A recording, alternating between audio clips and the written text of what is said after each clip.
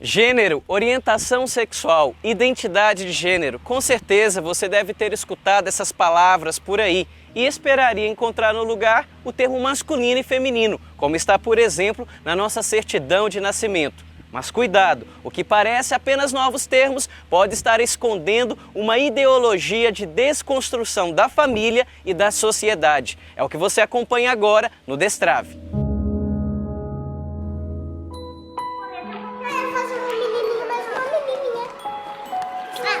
Estas crianças expressam no papel o que enxergam como natural.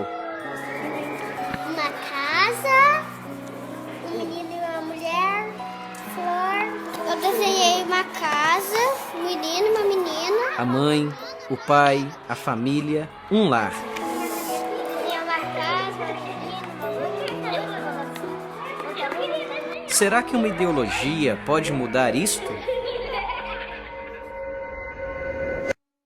A ideologia de gênero defende a tese de que não existe um homem natural ou uma mulher natural. Não se nasce menino ou menina, e sim a pessoa neutra, como uma folha em branco, sendo então o sexo masculino e feminino um produto da cultura, uma construção social. Dr. Christian, o que é a ideologia de gênero?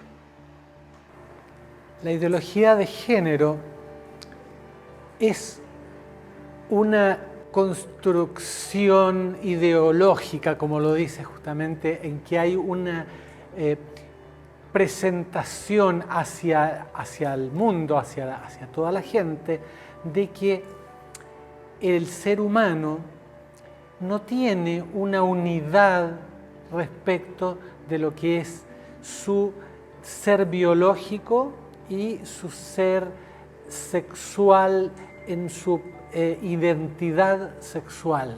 Resulta que tú cuando naces no eres hombre o mujer, sino que vas a ser algo que puedes llegar a ser de género masculino, de género femenino o con los dos géneros mezclados, un poquito más de acá o un poquito más de allá, ¿ya?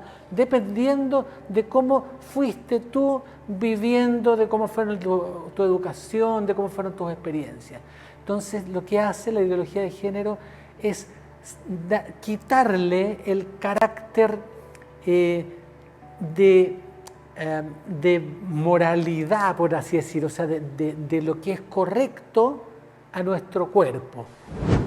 A ideologia de gênero nasce apoiada na filosofia marxista de luta de classes, onde, segundo Friedrich Engels, a primeira opressão de uma classe por outra surge com a do sexo feminino pelo masculino. Mais tarde, a filósofa francesa Simone de Beauvoir escreve: "Ninguém nasce mulher, e sim torna-se mulher." Nos anos 60 e 70, estas ideias serão difundidas e ensinadas nas grandes universidades do mundo por intelectuais feministas, até chegar na agenda da 4ª Conferência Mundial das Nações Unidas sobre a Mulher, em Pequim, palco escolhido para cunhar esta ideologia na sociedade. E foi em 1995, em Pequim, que a ONU propôs isso. E por que ela propôs como ideologia e não uma teoria? ¿Tem uma fundamentação científica por detrás dessa proposta? Yo creo que tiene una fundamentación en el sentido que al ser una ideología y más que una teoría, entra en el terreno político. Entra en el terreno político a tal punto, ¿no es cierto?, que justamente se introduce a través de los grandes organismos que tienen injerencia sobre las legislaciones de los países. Entonces, cuando esta ideología se impone ciertos tratados, ciertas resoluciones, como lo que pasó en Beijing, ¿no es cierto?, esa le da la autoridad a las organizaciones derivadas de Naciones Unidas a, por ejemplo, exigirle a uno de nuestros países que si quieren obtener ayuda para programas sociales, para programas educacionales, tienen que garantizar que se cumplan en su país las resoluciones que la Nación Unida hace sobre una serie de otras cosas, y entre ellas, por supuesto, en primera línea, la ideología de género. Y eso implica, la ideología de género, el problema que tiene es que va a deconstruir, a desarmar el concepto de familia. Um dos principais objetivos da ideologia de gênero é a desconstrução da família tradicional e da sociedade intitulada patriarcal, como nos diz a filósofa feminista Alison Jagger. A destruição da família biológica que Freud jamais vislumbrou permitirá a emergência de mulheres e homens novos. A própria instituição das relações sexuais, em que o homem e a mulher desempenham um papel definido, desaparecerá.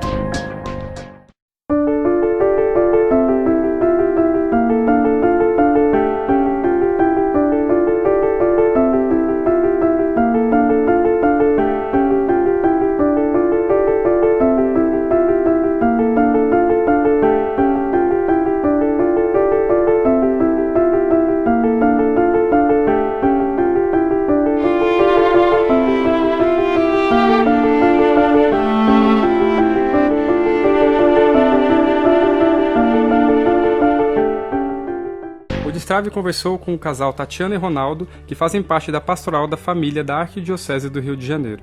Segundo eles, as pessoas, sobretudo os jovens, começam a ficar cada vez mais confusos com os rumos que a família toma na sociedade. Infelizmente, hoje em dia, o mundo vem atacar num ponto mais central, que é justamente essa complementaridade do casal, do ser casal, ser homem, ser mulher. O mundo ataca diretamente nisso. E a gente vê que muitas vezes os jovens, principalmente, se sentem confusos. Será que eu posso escolher, então, ser homem ou ser mulher, E hoje em dia você vê certos tipos de jargões que você tem que ser politicamente correto, E você é quase um palavrão você falar em verdades absolutas, Só que o que a gente vê é que homens e mulheres nasceram com uma diferença, mas justamente para que, buscando o outro, eu aprendo o sentido da minha vida, que é aprender a amar como Deus ama, com o meu corpo, sendo homem, sendo mulher, um que completa o outro. Quando a gente descaracteriza aquilo que a gente descaracteriza uma coisa que a gente ouviu há pouco tempo de Dom Antônio Augusto, que é o nosso bispo auxiliar aqui na Arquidiocese, que cuida das famílias. Cada um de nós é um dom de Deus. E é um dom preciosíssimo, pensado e sonhado por Deus, para que nós fôssemos exatamente da forma como Ele nos criou. E não nós queremos, por sugestões, por insinuações, dizemos que nós não somos aquilo que nós somos, a sexualidade que nós somos, que nós vivemos e que nós fomos criados. O cardeal Ratzinger, hoje Papa Bento XVI, em 2004, ele mandou uma carta para os bispos onde ele fala do papel do homem e da mulher, numa correlação. E ali ele atenta e diz da ideologia de gênero como uma ameaça também à família, ao seio familiar. De que maneira a família pode ser atingida, ela pode ser até mesmo desfigurada dentro do seu papel atual? A partir do momento que essa ideologia quer constituir uma união entre pessoas do mesmo sexo, seja homens, seja mulheres, e equipará-la a um casamento, a um matrimônio, começa também aí uma grande ameaça à família, porque se vai criando na cultura um conceito de que família é qualquer tipo de união homoafetiva.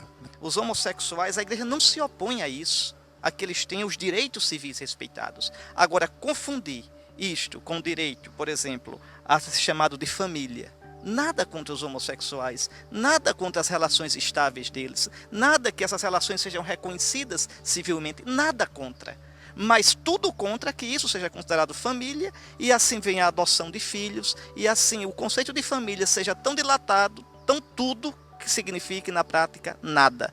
E dentro dessa visão de um dano na família, quais são os outros danos que a gente pode perceber que já estão acontecendo de 95 até agora, 2012, e aquilo que a gente já pode antever, prever que essa ideologia pode chegar ao máximo de perversão? Bueno, yo creo que de las consecuencias malas o dañinas que uno puede ver, sin duda que en el aspecto más específico que tiene esta ideología, que es el aspecto de la sexualidad, a lo que hemos llegado es a una tremenda falta de identidad de los jóvenes respecto de su sexualidad, lo que ha llevado a una gran proliferación, ¿no es cierto?, de conductas sexuales equivocadas y a asumir como cultura que da lo mismo cualquier tipo de sexualidad, que mientras tú hagas las cosas libremente lo estás haciendo bien. O sea, está enraizada también en un concepto absolutamente liberal desde un punto de vista moral, un concepto liberal y utilitarista. Tú utilizas las cosas, tú utilizas tu sexualidad para obtener placer, no importa cómo. Por eso se opone, entre otras cosas, al concepto de padre, porque el padre es, en su concepto, de algún modo traduce también el concepto de Dios. Es el padre el que nos marca el camino, el que debiera ser quien vaya dando el sostén y mostrando, ¿no es cierto?, cuáles son nuestras pautas morales, nuestras pautas de distinguir el bien y el mal. Entonces, yo creo que son las consecuencias más graves esas.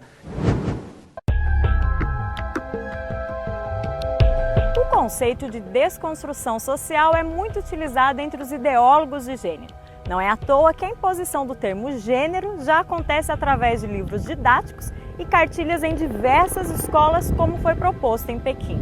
A educação é uma estratégia importante para mudar os preconceitos em relação aos papéis do homem e da mulher na sociedade. A perspectiva do gênero deve ser integrada aos programas.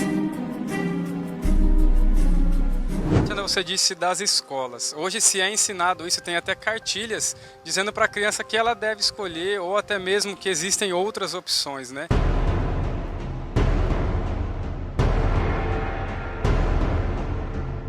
Se eu tenho meu filho, ele está lá na escola e eu não tenho como barrar essa informação. Mas como que eu devo trabalhar isso dentro da minha casa? Primeiro, o pai e a mãe, eles têm o direito de saber o que a escola ensina. Eu sou professora, eu trabalho em escola também. E o pai e a mãe têm o direito de saber qual é a orientação que a escola está passando para os seus filhos, né? Agora, independentemente disso, se mesmo assim ele insistir, né, ele acha que aquela escola, aquele lugar é o melhor para ele, o pai e a mãe têm mais do que nunca a obrigação educativa de ficar vigilantes e alertar mesmo aos seus filhos, né? Somos homens e mulheres, temos papéis diferentes, papéis que se complementam, né? Não existe um maior nem um melhor. Ser diferente não significa que um é superior ao outro. Somos diferentes sim, mas somos iguais em dignidade, né? Deus nos fez homem e mulher, mas exatamente amados do mesmo jeito, da mesma forma, né? Então, deixar isso para o seu filho bem claro, que a gente só vai aprender a ser verdadeiramente feliz quando a gente for aquilo que a gente é. Deus tem um plano de salvação, Ele conhece a gente muito mais do que nós mesmos e Ele sabe qual é o jeito, qual é a forma de amar aqui na Terra que vai nos conduzir à santidade, à salvação, né? Deixar isso para o seu filho bem claro, uma orientação cristã, né, nessa ótica da educação. Você afirmar que a relação homem e mulher, que o ser masculino e feminino são produtos culturais, isso mostra claramente, é uma afirmação flagrante da ditadura que nós estamos vivendo. Se você nega a feminilidade e a masculinidade, você não somente violenta a pessoa, como você destrói a sociedade. E você coloca em risco todo o futuro da humanidade. Aí por aí passa a criação dos filhos, a educação dos filhos. Somente os regimes totalitários negaram o direito, por exemplo, à realidade da família como lugar da produção e da vida em todos os seus aspectos e em todas as suas fases. Eu recordo agora a cultura, a civilização espartana. Considerava os filhos propriedade do Estado. A mesma coisa que a Coreia do Norte, que os regimes totalitários que a Alemanha de Hitler fazia. Então os filhos são do Estado. Eles não ficam com o pai, com a mãe. Eles não nascem no referencial masculino, feminino de uma família. Que tipo de humanidade nós teremos? Uma humanidade eugênica, uma humanidade fabricada no laboratório, uma humanidade desumana. É isso que o ponto ao qual qualquer ideologia conduz, a desumanização, nos seus vários níveis. Vamos a ser arrinconados, vamos siendo cada vez más perseguidos también, porque las leyes van a ir a decir, tú dices que porque esta persona, este niño, tiene genitales masculinos a su nombre, tú estás cometiendo un delito. porque tú estás con eso imponiendo una visión que está limitando el que todas estas otras personas como nosotros, que nosotros pensamos que el sexo o la sexualidad es una cosa indiferente y que lo importante es que tú te sientas libre, que tú hagas lo que quieras, tú nos estás atacando al enseñarle a tu hijo que porque él nació siendo hombre, realmente esa masculinidad biológica, fisiológica, se tiene también que tener una consecuencia en lo psicológico. Podemos falar então que esta ditadura gay é fruto desta ideologia de gênero? O al revés, es posible también que la estructura de lo que llamamos el lobby de las comunidades gay han creado esta ideología de género, con lo cual han logrado un sustento y una fuerza que antes no tenían. O tema da homossexualidade também foi muito abordado em Pequim, sendo sugerido pelos seus conferencistas como um terceiro sexo ou um novo modelo familiar. Mas a igreja, que defende o modelo tradicional de família, é constantemente mal interpretada em seu pensamento em relação à homossexualidade. Sobre esse assunto, o que dizem os seus pastores? As discussões sempre são numa cortina de fumaça para que você não tenha os elementos claros dessa discussão. Por exemplo, vamos tomar a posição da igreja.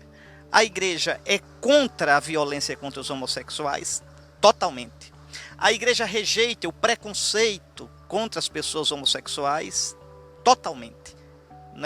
Então, mas a igreja, o comportamento moral, a homossexualidade do ponto de vista de atos homossexuais, a avaliação da igreja é positiva? Não, por causa do evangelho.